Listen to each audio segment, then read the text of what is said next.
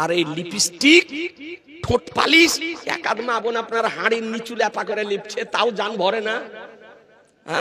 মশলা হলো আল্লাহর দেওয়া রংকে কোনো কেমিক্যাল দ্বারা পরিবর্তন করা জায়েজ নয়। কালো ঠোঁট হোক আর গরু বকরা ঈদে বা বিবাহের দিনে নখ পালিশ বা ঠোঁট পালিশ ব্যবহার করতে পাবে কিনা? জি না।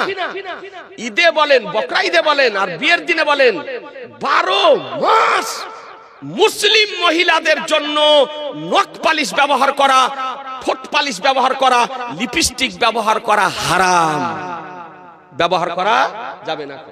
নখ পালিশ হলো গাঢ়, নখে লাগিয়ে যদি ওযু করে তো পানি নখে প্রবেশ করবে না, আর নখে প্রবেশ না করলে ওযু হবে না, আর ওযু না হলে তার নামাজও হবে না। আর এই লিপস্টিক, ঠোঁট পালিশ, একাদ মা বোন আপনার হাড়ির নিচু লেপা করে লিপছে, তাও জান ভরে না।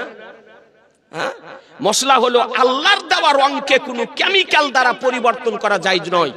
কালো ঠোঁট হোক আর গরু ঠোঁট হোক, কোনো কেমিক্যাল দিয়ে রং পরিবর্তন করতে ঠোঁটের পাবে না, এটাও যাবে না। সুতরাং মা বোনদেরকে বলবো, মা বোনেরা এই নখ পালিশ আর ঠোঁট পালিশ যা কিনা আছে আর সিটি গোল্ডের চুড়ি সকাল বেলায় পুটলি করে বেঁধে মাটি খনন করে ওকে পুঁতে দিবেন, আর জীবনে কোনোদিন ব্যবহার করবেন না।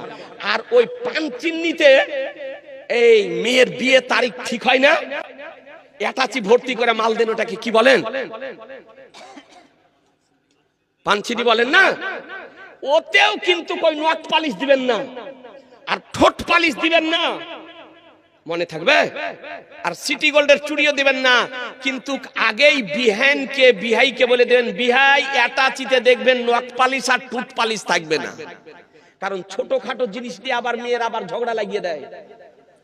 ওকে ওয়াগ্রিং বলে দিতে হবে যে অ্যাটাচিতে আপনি অন্যান্য জিনিস পাবেন, কিন্তু নখ পালিশ আর ঠোঁট পালিশ, লিপস্টিক পাবেন না।